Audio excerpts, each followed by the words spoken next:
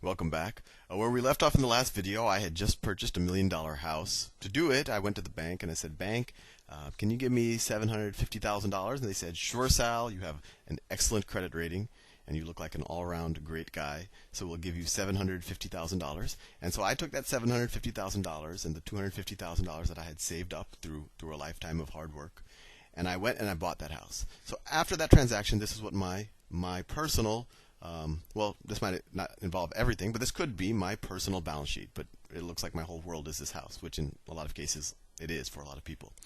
So in this situation, what are my assets? I have $1 million house. On my balance sheet, I have one asset in the world. I guess you can't quantify charisma and good looks. So the only real tangible asset I have is $1 million house. And what are my liabilities? Well, I owe $750,000 to the bank. And so we learned in the last video, you shouldn't view this as a formula. It should start to make a little bit of intuitive sense that assets are equal to liability plus equity. Or the other way to view it is asset minus liabilities is equal to equity, right? Just subtract the liabilities from both sides. And you know that, well, if I have $1 million of assets, I owe $750,000. If I were to resolve everything, what I'd have left over at the end is $250,000. And I could make that happen. I could sell the house for $1 million, hopefully, and then pay the bank back, and I would have $250,000 left. So that's what equity is, just what you have left after you resolve everything. Or another way, and this makes sense to you. If you think about all of the things you own minus all of the things you owe to other people, equity is what's left over, or that could be owner's equity. So now let's play with some scenarios of what happens maybe when the value, the market value of the house changes. So let's say what happens when and one important thing to note this bank, they're not just going to give me $750,000, just to do anything with it. They're not going to say, "Hey, Sal, here's $750,000. I know you'll pay it back to me, but you can go gamble it in Monaco." They want to know that they have a good chance of getting at least the money that they give, the loan amount, and that's all often referred to as the principal. They want to know that they're going to be able to get that principal back one day.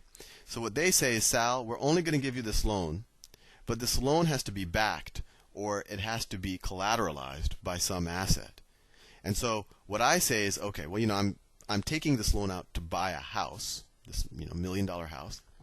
If for whatever reason I lose my job, or I disappear somehow, or whatever happens, if I can't pay you the $750,000, you get the house. You'll get this $1 million house. And right now that looks like a pretty good deal to the bank, right? They almost hope that I'll default because they gave me $750,000. If after a day I just say, "You know what, bank, I can't pay this loan. I don't have the income, or I lost my job. I can't afford the mortgage." They get $1 million house. Overnight, they would have made $250,000, right? They would have essentially gotten all my equity for free. So in that situation, the bank works out pretty good, and that's why they make sure that there's something that they can grab onto if you can't pay the loan. And that's why back in the good old days, and I think the good old days are going to come back again, and I think they already are, that the bank wants you to put some down payment in a house. Because there's a situation where, let's say that I do this, I borrow the money and I buy the house, and I lose my job, or whatever, I just drink away all of my money, whatever the case may be. And so the bank, and they foreclose. Foreclose means that Sal isn't paying his debt, so we're going to take the collateral back that he gave for the loan. So in that situation, the bank says, "Sal can't pay, we're taking that house."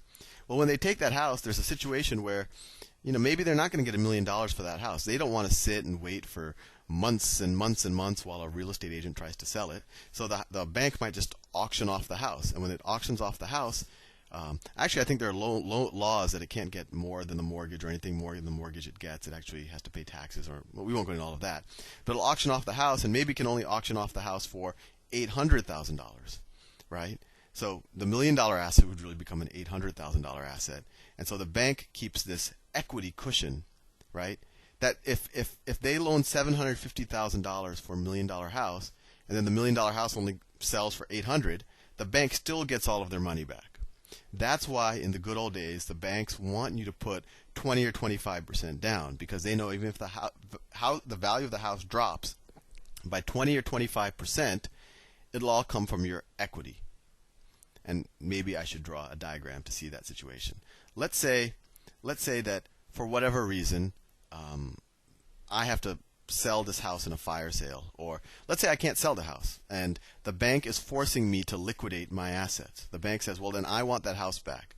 So in that situation, well, actually that's not a good situation because the bank I'll just get wiped out. Let's just do the situation where, let's say a neighbor's house sells for, a neighbor's house that is identical. An identical neighbor's house sells for $800,000, right?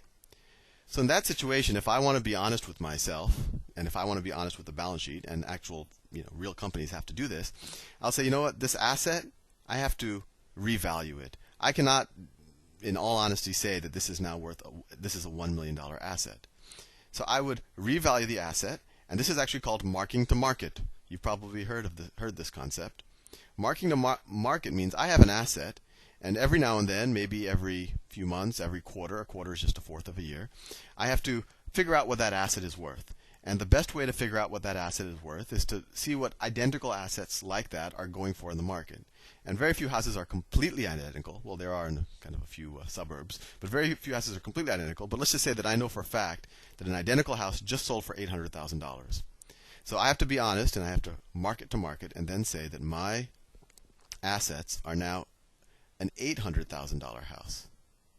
$800,000 house. My same house, nothing really happened, but the market value has dropped by $200,000 for whatever reason. Maybe the car factory nearby has gone out of business. So in this situation, what happens? What is my new balance sheet? Well, has my liabilities changed because my neighbor's house sold for less? Well, no. I still owe, as far as the bank is concerned, I still owe $750,000 to the bank. I still owe $750,000. This is a liability. I still owe $750,000. This is assets, of course.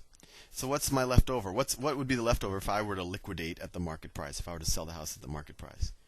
Well, I would have $50K left over. So my essentially, when the market price of my asset dropped, all of that value came out of my equity. Right, and this is I'll do actually a whole other video on the benefits and the risks of leverage, because that's very relevant to what's happening in the world today. But I think you get a sense what's happening. Equity kind of takes all of the risk. So in this situation, this is why the bank wants you to put some down payment, because the bank, if you can't pay this loan right here, they're going to take your house. And even in the situation where the value of the house went down, if you can't pay the loan, the bank will still be able to get its $750K, right? If you just leave town or lose your job and you just tell the bank I can't pay anymore, they're just going to take this house, sell it, hopefully for $800K, because that's what your neighbor sold it for, and they're going to get the money back for their loan. So that's why the bank wants you to put some down payment. And then there's the other situation, which is maybe a more positive situation, and this is what happened in much of the world, and especially in areas like California and Florida and Nevada over the last 5 years or so, and I'll do a whole video on why it happened. But let's say your neighbor's house a year later didn't sell for $800,000. Let's say the identical neighbor's house sold for $1.5 million, and you say, gee whiz, that's great. Now my house is also worth for $1.5 million because I'm marking to market. So now my asset, nothing has really changed. It's still the same house, but I guess since someone else sold it for $1.5 million, I guess I could too. So my asset is now a $1.5 million house. What are my liabilities? Well, your liabilities still haven't changed. I still owe $750,000. That says $750,000 to bank. This is liabilities. So what's left over? What's my equity? What's my equity? Well, assets minus liabilities. So I have $750,000 of equity. That's awesome. Even though the house appreciated by 50%, right? It went from $1 million to 1.5. My equity grew threefold. It appreciated by 200%. And this is, I think you're starting to get the benefits of what happens when you do leverage. Leverage is when you use debt to buy an asset. But when you use leverage, the value of the return that you get on your asset gets multiplied when you go to the return on your equity. Hope I'm not confusing you. But in this situation, all of a sudden I have a ton of equity, and I'm running out of time. But in the next video, I'm going to talk about how this happened, because you saw it in a lot of neighborhoods, a lot of houses appreciated over the last from about 2001 to 2005, and people all of a sudden just sitting on their house ended up with a lot of equity, and they felt that, wow, I just went from having $250,000 of net wealth to 750,000 of wealth without doing anything, just by my neighbor's house selling for more. I'll see you in the next video.